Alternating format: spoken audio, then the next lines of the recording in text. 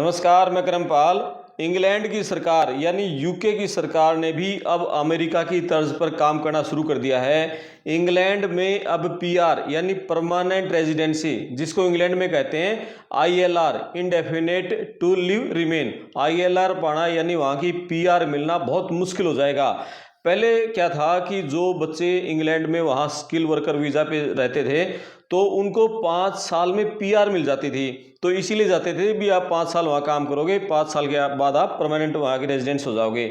और permanent resident होने का ये फायदा है कि आपको जो सरकार के जितने बेनिफिट हैं वो सारे बेनिफिट मिल जाते हैं, आप हाउसिंग के लिए एलिजिबल हो जाते हो। लेकिन अब आपको 15, 20, 30 साल तक इंतजार करना पड़ेगा। खासकर जो इंडिया से जिन बच्चों को ये जो हेल्थ वर्कर होते हैं, जो केयर वर्कर होते हैं, हॉस्पिटल में जो केयर वर्कर की जॉब करते हैं, या ये नर्स के रूप में जिन्होंने नर्सिंग का डिप्लोमा किया होता है, डिग्री नहीं डिप्लोमा किया होता है, उनको भी हेल्थ वर्कर के रूप में जॉब मिलती है और उनको ये कह के भेजते हैं कि 5 साल में आप वहाँ पीआर मिल जाएगी। तो ऐसे लोगों को पीआर मिलेगी, 15 साल तक इंतजार करना पड़ेगा। तो 5 साल का तो चक्कर ही छोड़ दिया। अब सरकार ने कह दिया है कि आप यदि इंग्लैंड में हो तो आप यदि अच्छा कमाते हो ना तो हम आपको रिवार्ड देंगे, तो तुरंत दे देंगे। यानी कि सरकार ने कहा है कि हाई अर्निंग यानी कि आप कमाते हो लगभग 1.5 करोड़ से 2 करोड़ के बीच में, विद इन 3 साल के अंदर हम आपको पीआर दे देंगे।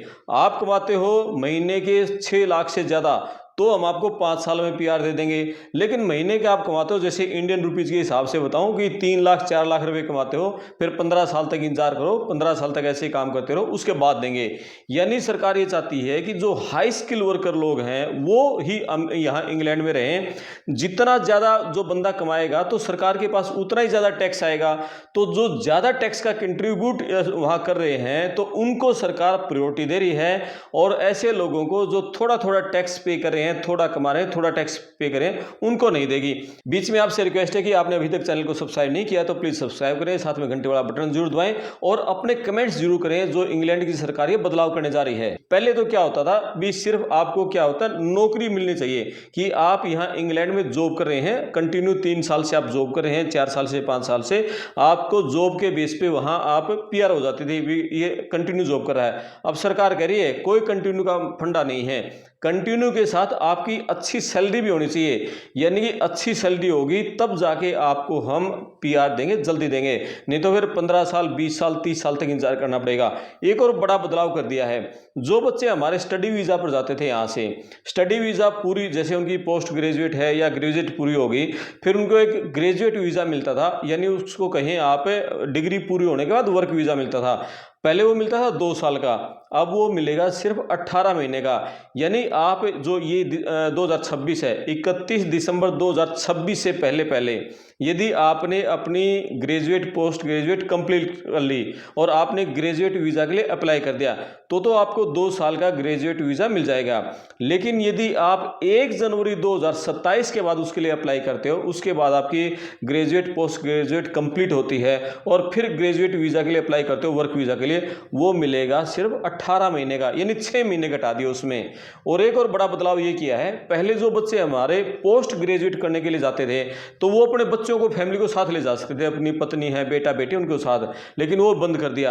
अब सिर्फ जो बच्चे पीएचडी के लिए या पोस्ट डॉक के लिए, यानी पीएचडी के बाद जो रिसर्च प्रोग्राम है उसके लिए जो बच्चे जा रहे हैं, सिर्फ वही अपनी पत्नी बच्चों को, फैमिली को साथ ले जा सकेंगे। पोस्ट ग्रेजुएट वाले अब फैमिली को साथ नहीं ले जा सकेंगे। और साथ में जो स्टडी वीज़ा पर वहाँ गए हैं और उसके बाद फिर वर्क वीज़ा में ट्रांसफर होना चाहते हैं, तो जब उनका स्टडी कंप्लीट होएगा ना तभी वो वर्क में ट्रांसफर हो सकेंगे। स्टडी से पहले, कंप्लीट होने से पहले उनका वर्क में ट्रांसफर नहीं होगा।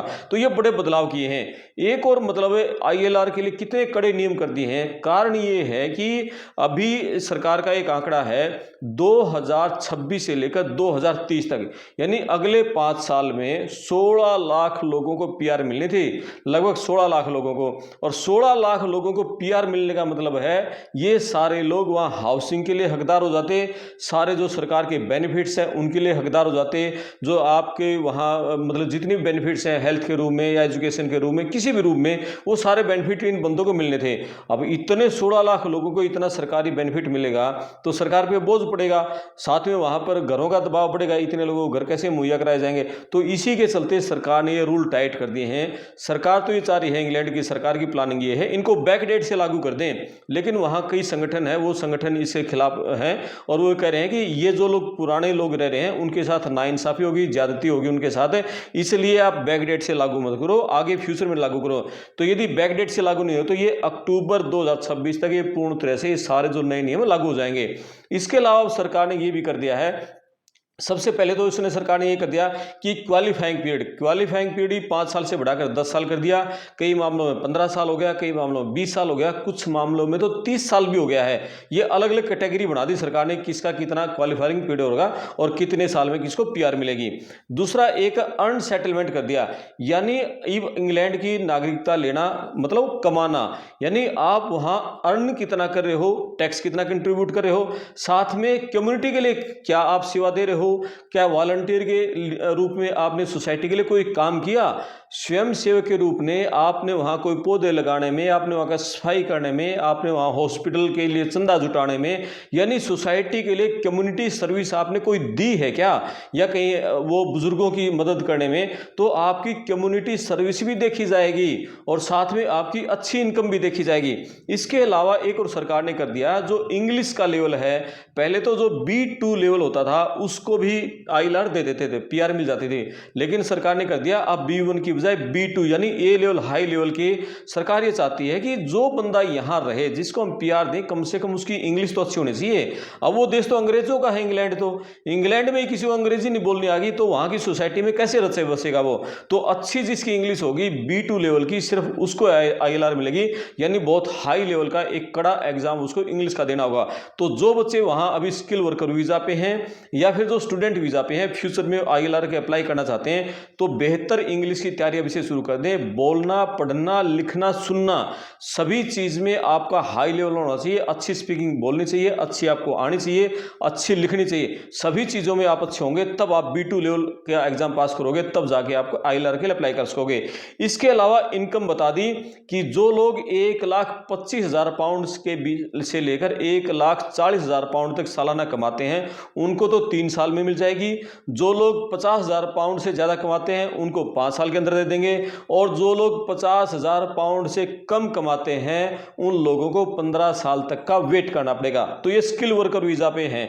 तो जो नर्स हैं, डॉक्टर हैं या और जो प्रोफेशनल हैं जो अच्छा कमा रहे हैं उनके लिए बेनिफिट रहेगा। वो 3 साल के अंदर जो 1.25 लाख पाउंड से ज्यादा कमाते हैं वो अच्छा खासा वहां मतलब 3 साल में वो ले लेंगे पीआर। इसके अलावा सरकार ने कर दिया केयर वर्कर मैंने बता दिया कि उनको 15 साल में मिलेगी, चाहे हेल्थ वर्कर के रूप में, केयर वर्कर के रूप में काम कर रहे हैं।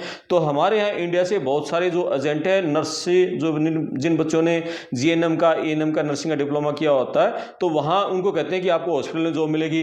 ये नहीं बताते हॉस्पिटल में जॉब नर्सिंग की मिलेगी क्या मिलेगी, उनको मिलती है health worker, care worker, nursing नहीं, हेल्थ और केयर वर्कर रूप में जॉब मिलती है। सैलरी कम होती है, 2-3 लाख रुपए मुश्किल से कमाते हैं, वो 15 साल वेट करना पड़ेगा। अब उनको 5 साल में नहीं मिलेगी, ये कह के भेजते हैं 5 साल में पीआर मिल जाएगी, उनको मिलेगी 15 साल में पीआर। उसके अलावा सरकार ने कर दिया कि स्पाउस वीजा, स्पाउस में भी जैसे पत्नी का जो होता था, जैसे यदि वहां जो पति का वीजा है तो पत्नी, यदि पत्नी का है तो पति, उनको भी अपनी इनकम दिखानी होगी। अब यानी वो स्पाउस के जो भी वहां जिसके पास वीजा है, जो दूसरा उसका डिपेंडेंट है, उसके बेस पे उसको नहीं मिलेगी, उसको खुद की भी इनकम दिखानी होगी, खुद भी अच्छा खासा कमा रहा है, वहां की सोसाइटी को, वहां की सरकार को टैक्स अच्छा पे करा है तो उसको मिलेगा। तीसरा सरकार ने कर दिया ई वीजा। अब सरकार क्या कह रही है, जो जैसे भौतिक दस्तावेज जो सरकार लेती थी उन दस्तावेजों के बजाय अब सरकार लेगी जो ई डॉक्यूमेंट लेगी, यानी सबके ई वीजा के रूप में मान्य करना होगा। तो ये सारा बदलाव किया है। इसके अलावा सरकार ने कर दिया skilled worker visa. Skill worker visa मैंने बताया कि अब जितने भी बच्चे जो स्किल वर्कर वीजा पे हैं, अब वो कोशिश ये करें अपनी स्किल को इतना बढ़ाएं कि वो अच्छा खासा कमाने लगे। यदि आपने अपनी स्किल नहीं बढ़ाई और या आपकी इनकम कम रही तो फिर आप लंबे समय तक वहां कमा कमाते रहो, बार बार अपनी फीस देते हो। नुकसान क्या होगा, 15 साल में किसी बंदे को जैसे पीआर मिलनी है तो उसने डॉक्यूमेंट बार बार आगे 2 साल के लिए बार बार अप्लाई करेगा, फीस भरनी पड़ेगी, जितना वो बचाएगा इतनी आगे लिए फीस के रूप में भरना पड़ेगा, तो ये हो जाएगा। साथ में जो सरकार ILR की जो फीस है वो भी बढ़ाने जा रही है, वो भी करीब 300-400 पाउंड उसके में बढ़ती होने जा रही है। इसके अलावा जो वेतन है, पहले तो क्या होता था, जो बच्चों को ILR यानी PR देते थे उनकी सालाना सैलरी देखते थे कि मंथली भाई आपकी इतनी सैलरी आ रही है। अब सरकार रखेगी मंथली, पहले तो ईयरली देखते थे सालाना सैलरी, अब मंथली देखेगी कि जहां आप जॉब कर रहे हैं वो एम्प्लॉयर क्या आपको मासिक सैलरी दे रहा है, हर मंथ आपके खाते में सैलरी दे रहा है और कितनी सैलरी दे रहा है, यानी मंथली सैलरी पर नजर रखी जाएगी, अब पूरी सालाना सैलरी नहीं देखी जाएगी। और इसके अलावा जो मैंने बताया कि जो स्टूडेंट वीजा है वो उनके लिए भी बहुत कड़े नियम कर दिए हैं। स्टूडेंट वीजा आसानी से नहीं मिलेगा और जो स्टूडेंट वीजा के बाद जो ग्रेजुएट वीजा होता है, वर्क वीजा होता है, वो अब 2 साल के बजाय 1.5 साल का मिलेगा।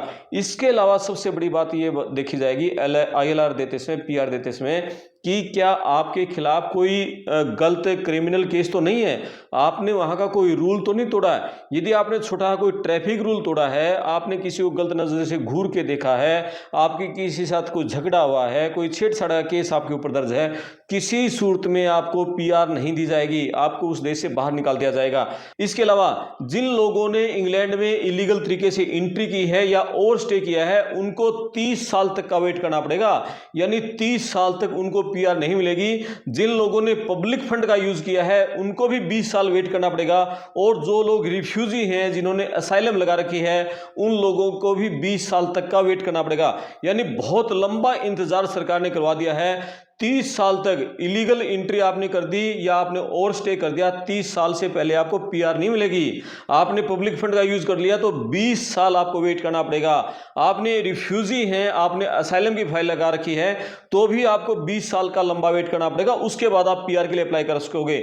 यानी इतने तकड़े रूल इंग्लैंड की सरकार बना जा रही है कि आप इंग्लैंड छोड़ने को मजबूर हो जाएं। तो सरकार ने जो बदलाव किए हैं, ऐसे में आपको 3 काम करने पड़ेंगे। एक तो जो आप कम्युनिटी सर्विस का, वॉलंटियर का जो आपने काम किया है उसका रिकॉर्ड आपको रखना होगा, आपको अपनी इंग्लिश सुधारनी होगी, और साथ में आपको जो अक्टूबर 26 से पहले यदि आप एप्लीकेंट हो, यदि अप्लाई करने के योग्य हो, एलिजिबल हो, तो जल्दी से जल्दी अप्लाई कर दो, क्योंकि ये उम्मीद है ये सारे बदलाव हैं अक्टूबर 26 में होंगे।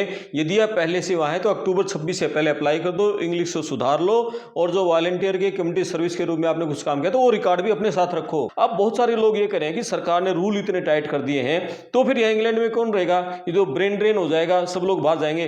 तो इंग्लैंड की सरकार का कहना है, उसका तर्क ये है कि हमें नहीं चाहिए इस तरह के लोग, हमें high skill worker visa, high skill worker चाहिए। यदि अच्छा कमाने वाले होंगे, सरकार को टेस्ट दे रहे होंगे, हम तो 3 साल में PR दे रहे हैं, और जो कुछ कमा ही नहीं रहे और जो 15 साल वाली कैटेगरी में आते हैं तो हमें उनकी जरूरत नहीं है। हमारे पास भीड़ बहुत ज्यादा है, क्योंकि इंडिया से, बांग्लादेश, पाकिस्तान, अफगानिस्तान, अफ्रीकन कंट्रीज से इतनी ज्यादा भीड़ हो गई है, चाहे हिंदू हो चाहे मुस्लिम हो। मुस्लिम कंट्री से बहुत लोग गए हैं वहां पर, पाकिस्तान, अफगानिस्तान से, अफ्रीकन कंट्रीज से बहुत लोग गए हुए हैं, इंडिया से बहुत लोग, क्योंकि इजीली वीजा मिल जाता था। लेकिन अब सरकार टाइट करी, अब माहौल बहुत बिगड़ गया है वहां पर, इतना माहौल बिगड़ गया है, सरकार के लिए कानून व्यवस्था संभालना मुश्किल हो रहा है, सरकार के लिए ट्रैफिक संभालना मुश्किल हो रहा है, सरकार के लिए लोगों को घर देना मुश्किल हो रहा है। तो इन सारी चीजों से अब निजात पाने के लिए सरकार ने कह दिया कि इमिग्रेंट के रूल इतने टाइट कर दो, अब PR के रूल इतने टाइट कर दो कि लोग इंग्लैंड छोड़ने पर मजबूर हो जाएं।